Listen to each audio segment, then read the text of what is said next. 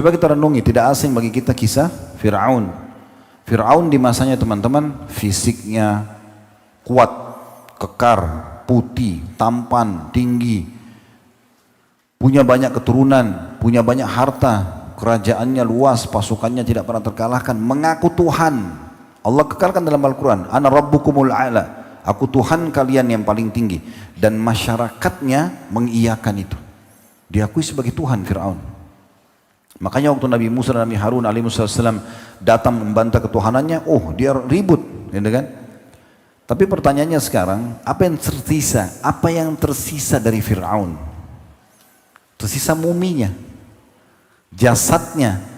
Saya pernah bimbing umroh Bapak Ibu sekalian plus Mesir waktu itu sama jemaah kami, dan kami datangi museum yang ada muminya Fir'aun itu di Kairo. Begitu masuk di museum itu ada bayaran tertentu, muminya ada di sebelah, kita bisa lewat. Ada satu jemaah bilang, Ustaz, ini Fir'aun yang itu hari membangkang dengan disana Nabi Musa. Saya bilang iya, ini orangnya. Allah kekalkan. Dan Allah bilang, Al-yawma nunajjika bi badanika litakuna liman khalfaka ayah.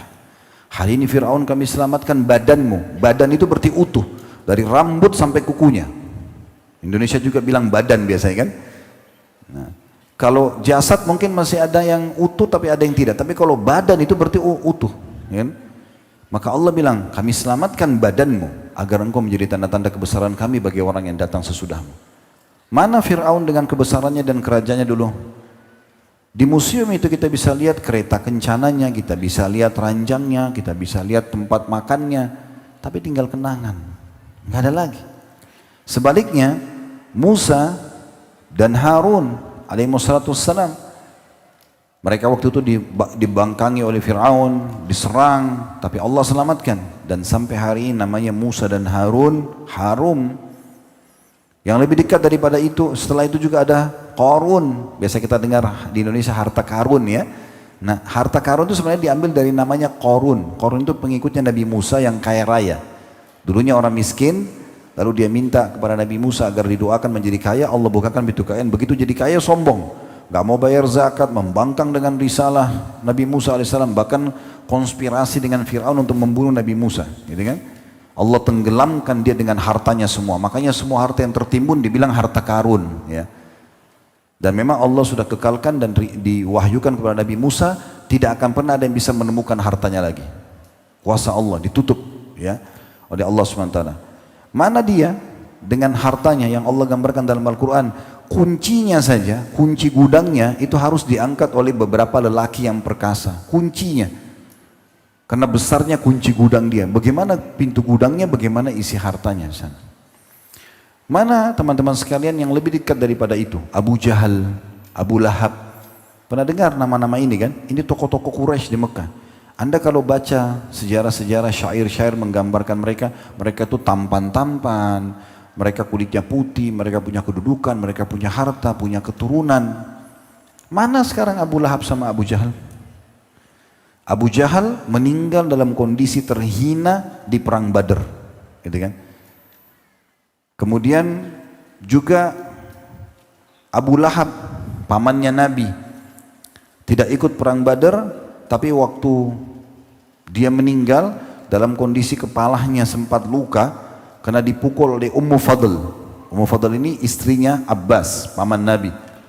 Dipukul karena waktu itu dia mengucapkan kata-kata yang kurang baik di satu majelis Quraisy, dipukul lalu dia luka, lalu badannya membusuk meninggal. Sampai waktu meninggal tidak ada orang kerabatnya mau mendekati jenazahnya.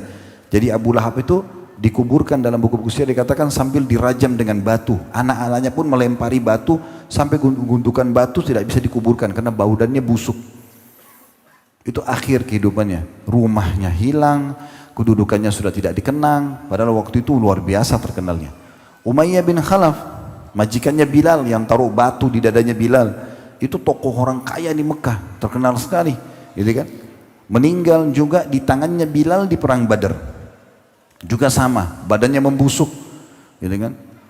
Rusak, hampir 70 tokoh Quraisy, 69 orang dimasukkan ke dalam sumur oleh Nabi SAW kecuali dia karena badannya membusuk. Kalau ditarik copot badannya, dikuburin di lokasi perang.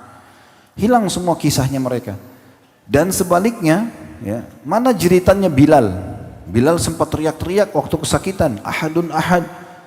Panas di padang pasir. Kita sekarang saja di Indonesia mungkin kalau sudah 37 derajat udah panas banget ya dia. Ini di padang pasir biasanya kami pernah hidup 7 tahun di Madinah. Itu kalau sudah sangat panas itu bisa 50 derajat. Dan panas sekali. Bilal ditaruh di padang pasir, ditaruh batu panas lagi di dadahnya. Tapi beliau tetap kokoh dengan keimanannya. Ini bukan batu kecil ya. Batu itu bisa sebesar tubuh Bilal atau lebih besar lagi. Dan panas sekali. Tapi beliau bersabar. Mana jeritannya? Udah nggak ada.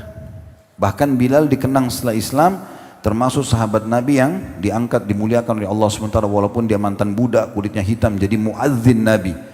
Dan kita tahu muadzin itu panen pahala semua orang yang sholat, imam ataupun makmumnya, karena dia yang memanggil orang hayya 'alas shalah, hayya 'alal falah, dia panen pahalanya. Makanya mereka yang paling tinggi nanti lehernya di hari kiamat maksudnya paling dikenal, paling tinggi derajatnya, gitu kan?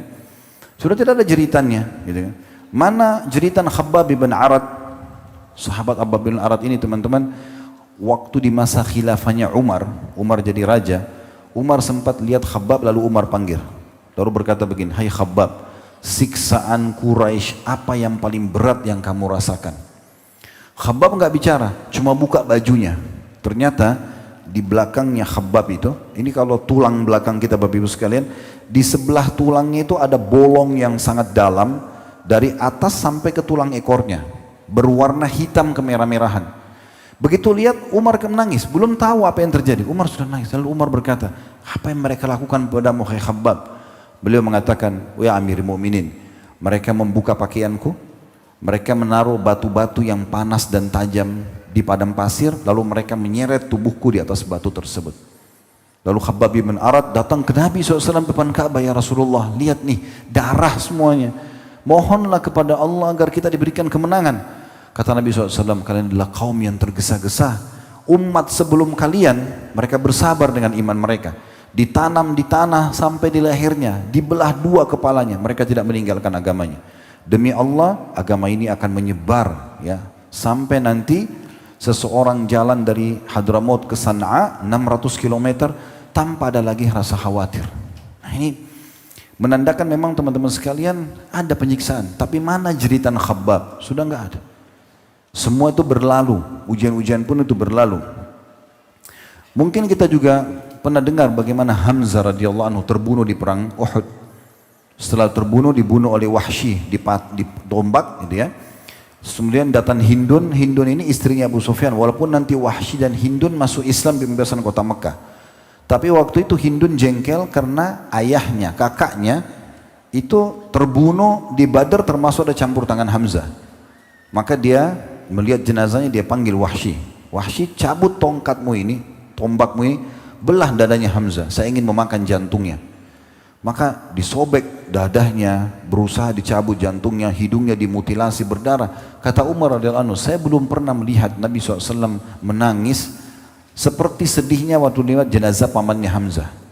Tapi waktu itu tiba-tiba Nabi SAW berhenti dari tangisannya dan mengatakan, sungguh aku diperlihatkan oleh Allah Hamzah bertelekan di dipan-dipannya di surga, dan dia adalah Sayyidus Syuhada, pimpinan para syuhada.